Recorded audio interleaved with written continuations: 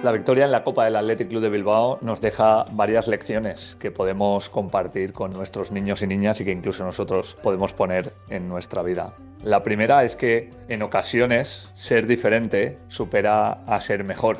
En un mundo donde hay muchísimas opciones, tener una filosofía distinta y creer en ella, incluso en los peores momentos, es algo que en muchos casos acaba funcionando. Y la segunda es que hay que celebrarlo todo. Muchos de los niños y niñas que ahora juegan al fútbol han vivido una pandemia, han sabido que no podían salir, han sabido que no podían disfrutar y cuando han vuelto, quizá con cierto miedo, se han encontrado con que, al menos en algunos entornos adultos, todo lo que puede ser mayor disfrute a nivel de viajes, a nivel de gastronomía o a nivel simplemente de poder hacer deporte, se ha incrementado a su alrededor. Y esto es algo que los futbolistas del Athletic Club también han roto y desestigmatizado. Se puede salir de fiesta cuando no has ganado un título en 40 años. Se puede mezclar con cualquier tipo de persona siempre que se sea respetuoso. Y a partir de ahí, y con un mensaje claro, todo es entendible para cualquiera de los aficionados o de los integrantes del mundo del fútbol que haya alrededor.